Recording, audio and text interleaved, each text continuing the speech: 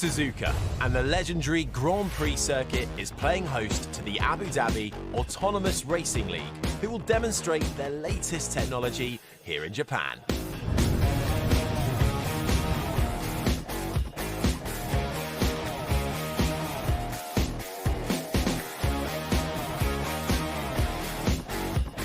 The circuit is playing host to the final rounds of the Japanese Super Formula series. The cars are almost identical to those used by A2RL, but instead of up-and-coming Grand Prix stars, these are piloted by computers. Nicola Palacci, the technical director of A2RL, explains why the series is visiting the land of the rising sun. There's a lot of reasons for coming to Japan. First of all, obviously there is a technological link between A2RL and Super Formula, as we share the same hardware, the same car. Suzuka is an iconic circuit. History of Formula One has been done here. Tradition with innovation, and that's something that we do. A2RL's last event was earlier this year in April at the Yas Marina F1 track. 8 teams were given cars and the opportunity to develop them before a race in front of a packed grandstand. People told us we were mad to go public and show everyone the cars and test in front of a crowd, and we're not afraid of doing it. The technology has been evolving a lot. The quality of the work done by the TRC teams and A2RL has been amazing, and we want to show to the world that autonomy is getting to the next level. The demonstration in Japan will showcase the latest technology and developments. A2RL is holding 2 sessions, one where a pair of AI cars will run together and another where an AI car will share the track with development driver Daniel Kibiat. A veteran of over 100 Grand Prix starts, the star brings a wealth of experience to the role and has seen the huge advances made by the series. Being in this project since day zero pretty much, and seeing that the car was struggling to complete the lap, to now driving at a very respectable pace, to driving maybe 10 seconds off the total limit of the car, it's very cool to see, you know, and it's only very early stages of this project, so I think it can contribute a lot to the future of transportations and road safety. Especially because if the car... yeah, remember that. 20, Robert. Yeah, we were playing. Yeah, please. I think it will take a while until the machines will be able to recognize the conditions constantly and how they're changing. And in order to do that, we need to teach it how to drive in ice conditions, heavy rain conditions, and so on and so on. And when these conditions change, you know, thank you. So these kind of things are very tricky, you know, and that's our aim. It's not about beating me.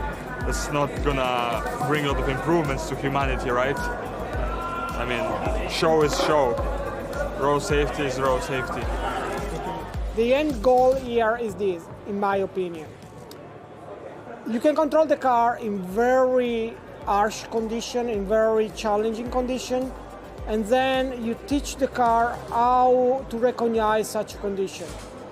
Once that is done, imagine I take everything that I just said into a normal car, into your car, and then you're driving easily at home, and there is ice on the road that you didn't see. The car acknowledges that there is ice on the road and starts basically saving your life, just taking control. You will still drive. I'm not aiming at substituting human in the driving, right? It's so fun driving. I'm aiming at compensating at mistakes that could be deadly. Because then is the point that you have your old kid, like just 18, he goes, takes the car, goes, drives, and you are sleeping at home. You are not waiting a wake that is coming back, you know? And those are the things that we aim for.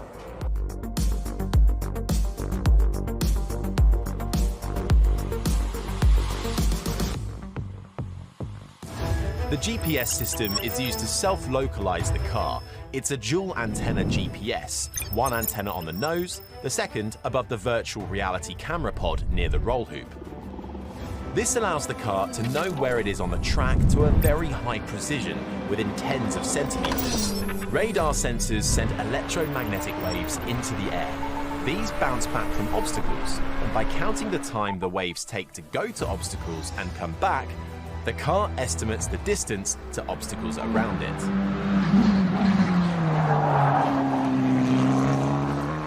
LiDAR sends out an array of laser light and also counts the time for it to bounce back.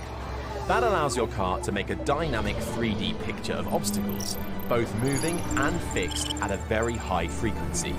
So the car generates pictures of its surroundings hundreds of times per second. Each car has 7 cameras, 6 at the front, 1 at the back. The car needs this many for a system called camera lock, which the teams can develop so the cars can detect whenever it's passing or being passed, and tracks the car from camera to camera. Inside the car, there is a computer, which is the brain of the car. It takes in all of the sensor information, uses its high-end GPU to understand its situation, and decides what the car will do next. The cars continue to learn and become more advanced as competition improves the breed. Friday in Suzuka, then hosting the next big A2RL event, and ahead of us then a little bit of a demo run between our human-powered car, and that human being A2RL development driver and Formula 1 driver Daniel Kvyat, and there our fully autonomous racing car being wheeled to the grid, with Kvyat then lining up just behind. Big crowds expected across the weekend as we gear up and get into the full show, but for now, just a demo run to get things up and running. Kvyat getting his last bits of briefing, and the engineers back in the garage making sure the radar and the LiDAR systems and the computer, which sits right in the heart of this Super Formula car, where you would expect to see the driver, that is where the computer, the brain of the car, sits as we make our way down towards turn 1. The AI car leading Kvyat's car, approaching the first of the Degners now. Kvyat then able to weave left and right and get those tyres up to temperature, keeping a track of where the AI car is, and you can see right at the top on the roll hoop in front, one of the cameras monitoring all of the obstacles. Full 360-degree views around that car. Getting towards the end of a lap then, and we start the full steam lap. Kvyat right behind, but straight away pulling up alongside the AI car and across the line to head down towards turn 1. Kvyat then in front and managing to pull ahead. The AI car noticing where Kvyat's car is at all times, but keeping nice lines, following the racing line. We're pushing the development of technology here. We're not chasing outright raw speed straight away. We're looking to make sure these cars can get around the track in a safe way and then start to dial in. A little bit of a lock-up though as the AI car comes through on Kvyat into the hairpin. Kvyat tucking under. Oh, and nearly there. Just did you see on the right-hand side, the AI car almost going into a spin, but seeing where Kvyat is through the radar systems and the data feeding back into the computer to avoid disaster. Both cars managing to carry on through to complete that lap. But valuable data learned there from both Daniel Kvyat's car and the AI car. Both developed Super Formula racing cars. Kvyat then walking back to the garage to give his feedback, and then the data collected from the AI car from the mechanics plugging in. Let's take a look at that lap then through the use of the Ghost car, and you can see the different lines straight away. Kvyat pulling away in his human-powered car, the AI car just falling behind, slightly different lines, but both overlapping as we plunge down into turns 1 and 2, but very much Kvyat then keeping up the pace ahead of the AI car, but following the precise same lines, just slight deviations then as we come into this tricky sector 1, left right-hand sweepers that lead us all the way uphill through the Dunlop curve, and then we'll get to the first of the Degners. Still Kvyat once again ahead, but here we go then, the first of the overtakes. Kvyat moving to the side and the AI car able to make a move. both then coming towards the next corner side by side. This is what we could get as we develop this technology further and further. Side by side racing between AI and humans. The AI car then taking a slightly wider line. Kvyat is able to come deeper into the apex, get the better drive out of the corner and find his way back in front of the AI-powered car, able just to carry more speed through the corners, through Spoon Curve then, and Kvyat then moves out the way, lets the AI car overtake before he has another go. AI car comes through, again noticing a wider line than Kvyat through Spoon Curve as we hurtle down towards one of the fastest corners on any Formula One track, 130R, the flat-out left-hander if you are strong enough as a human. The AI car then not quite flat out, and that allows Kvyat to close up right behind as we approach the final chicane to seal off a lap of Suzuka between two modified Super Formula cars. Kvyat then able to edge in front of the AI-powered car as they drag themselves towards the end of this lap, and just falling behind again. It does seem not to be able to carry as much speed through the corners, but certainly able to close up and, crucially, follow very similar racing lines that are mapped out by the engineers back at base, and the AI car overtaking Kvyat towards the end of this lap into the chicane. The right-hander swings, then into the left-hander. Kvyat closes up through the exit of the corner, and it's a drag race to the line, side by side. Kvyat with the tighter line towards the checkered flag and takes it. Actually, but dancing with the machine. It's good to see. It's good to see when you're going in front of each other. Yeah, once it was a bit tight. I saw on the left. Yes. Stopped, didn't it? It stopped. He stopped. Yeah. She or he? Yeah, she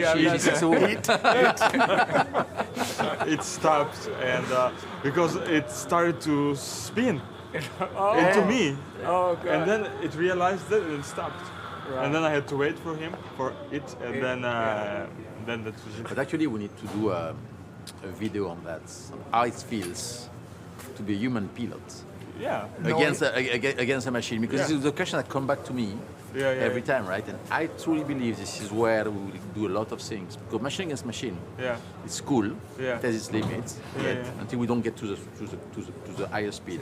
But human against machine is what people look at. Yeah, for sure. Yeah, of course. You mean how I am like feeling going against the machine? Yeah. But also, I noticed you are always keeping the tires warm, but the machine never once kept the tires warm. No, because I think it's harder for them to do it. Me, it's cold today, so we don't have the heaters. So I really, even on my laps, the tire just started to work, and I stopped. It needs 3-4 laps without the tire heaters. But you wonder how the machine got the grip without warming the tires. I think you can, but it takes longer. So Friday ends our AI versus human demo as we head into the next day. And we're also joining the final round of the Super Formula Championship. So lots of Japanese fans then filling up the grandstands throughout the course of the day, and those here early enough to get a treat of AI versus AI, this time out onto the circuit.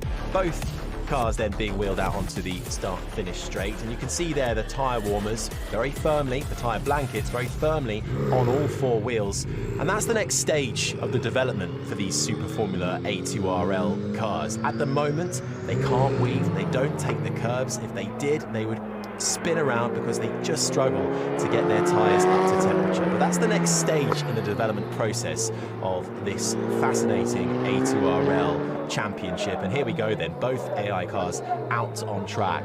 It's worth a reminder that at the first event in Abu Dhabi against Daniel Kvyat in the human-powered car, there was about a 10-second differential between the AI and the human being 10 seconds faster. So we are closing the gap, and we are developing this technology through copious amounts of testing like this with all the sensors on board these cars. You can see the computer, the brain of the car, right in the cockpit where you would see the driver's head.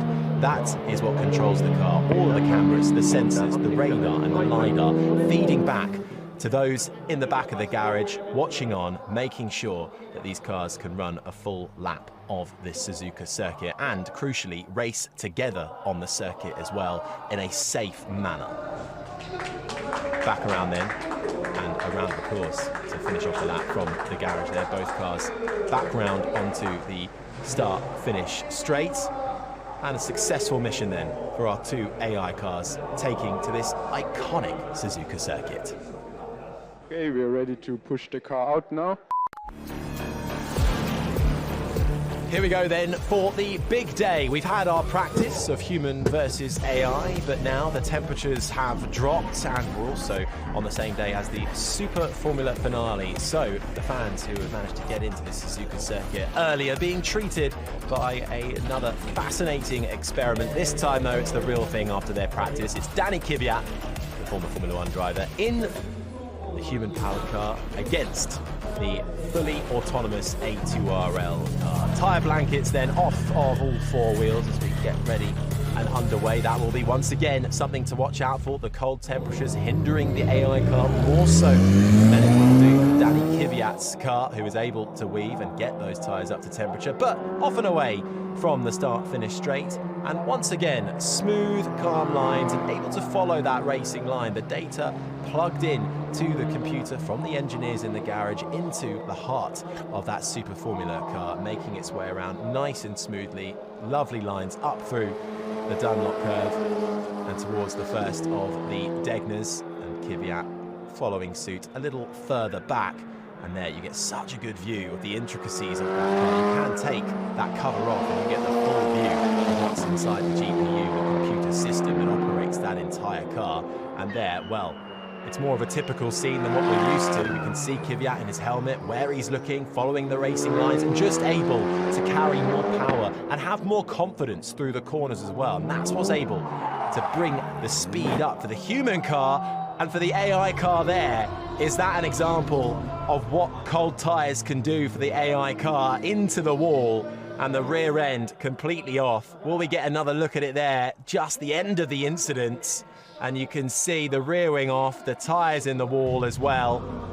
And the disappointment on the faces of the engineers back in the garage. To end the day, human versus AI, as we continue to develop and test this technology to its absolute extreme. What happens is basically that we had at least three factors, but the thorough investigation is still ongoing.